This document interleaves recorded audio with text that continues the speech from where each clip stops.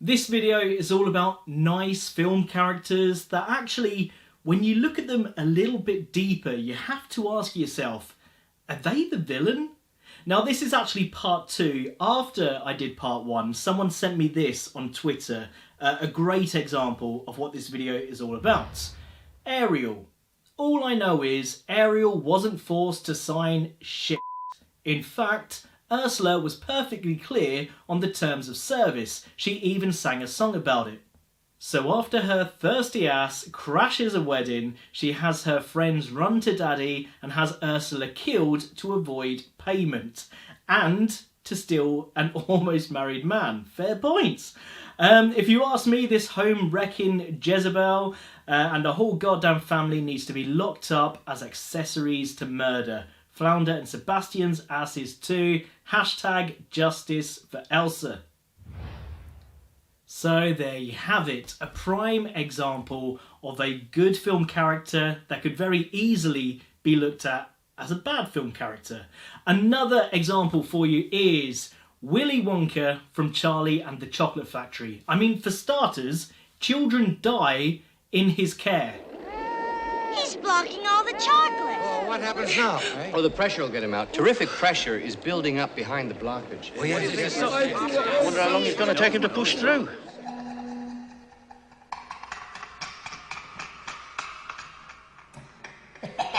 He says the kids are okay, but you literally never see them again. And as for the other characters, they just take his word for it, despite the fact that Willy Wonka is a very unstable man. Yes, the danger must be growing, for the rowers keep on rowing, and they're certainly not showing any signs that they are slowing. Willy Wonka also illegally transported an entire tribe from their homeland, enforcing them to be slaves. That's pretty messed up. That sounds like a villain to me. His whole factory is a health and safety nightmare, and the guy is so pretentious. Despite all his faults, he thinks it's other people that need to be taught a lesson. No, it's you, Willy Wonka. Anyway, whew, breathe, Clarky. Moving on to Rose from Titanic. Yes, I know this whole, was there enough space for Jack on the floating door? That's been talked about many times. Some saying it just wouldn't have worked, because of the weight, the buoyancy. Others arguing that she didn't even try to offer it out, which, yeah, is a fair point. So let's dig a little bit deeper. In my opinion, and again, this whole video is just my opinion, I think Rose is extremely selfish, making her a secret villain. Hear me out. Okay, Rose has children, she has grandchildren, she also happens to have a necklace that is worth $250 million. Imagine what her family could do with that money, literally changing their lives for decades to come, centuries to come. $250 million. Okay, look at it this way. She also could have given that money to a charity. To many, many charities. I don't know, a sea rescue charity, for example. Just spitballing here. But yeah, she could have changed so many lives with that money. But no, what does she do? She literally throws it into the water. Now, do you remember when Heath Ledger's Joker, he burnt that massive pile of money? When he did that, people called him crazy.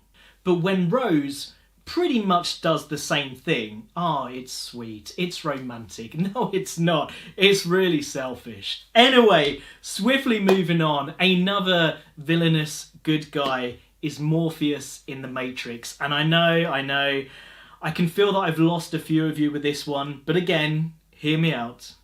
Morpheus, he gives a really, really good speech, but come on, he is totally manipulating people into taking that red pill, painting it as this grand opportunity for enlightenment. Unfortunately, no one can be told what the Matrix is. Nobody can be told what the Matrix is. Really, Morpheus? I'm sorry, but I call bullshit on that. You could quite clearly tell people what the Matrix is But you don't, because you know if you told them it's this baconless, dark and dreary wasteland, everyone is just going to take the blue pill. You know that. You're being manipulative. You're like a sleazy salesman that's trying to sell timeshare. You're promising this villa surrounded by history, only for people to find out it's a bunch of rubble once they get there. Not cool, Morpheus. Not cool at all. Moving on to another manipulative character, Ferris Bueller. His friend Cameron, he just clearly doesn't want to be on this skiving adventure, but of course, Ferris manipulates him into doing so. Cameron then makes it clear that there is absolutely no way that they can take his dad's beloved and rare 1961 Ferrari GT California on a joyride, but, you guessed it, Ferris convinces him to do so, despite knowing how much he's going to get into trouble. Anyway, moving on. What about Dean from the film Overboard?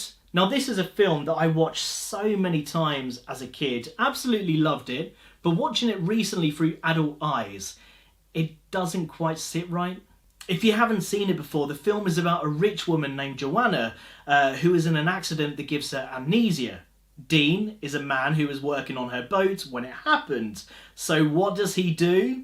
Well, I mean, the obvious and logical thing that anyone would do. He kidnaps her, he convinces her that she is his long-dead wife, getting her to do all the chores around the house, taking care of his kids. Welcome home, baby!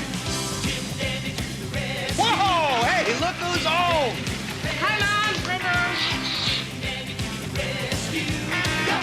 Imagine for a moment this was a true story. You were reading about it in the newspaper. You would be thinking, how horrific. Like, this poor woman must be traumatised. She's going to need years of counselling.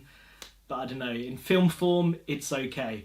The film probably should be classed as a psychological thriller, but no, it's a romantic comedy.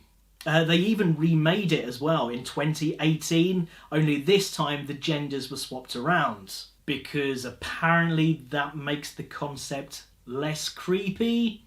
No, it really doesn't. It's just as creepy as the film Big, where the woman is technically sleeping with a child. Great way to end the video, Clarky. Thank you so much for watching. If you did like it and would like to see other videos like it, please do hit that subscribe button, the like, comment below, all that jazz. And especially comment below if there's any characters you think I've missed out from the list that should have been on it. Thanks for watching. Bloody love you. Bye.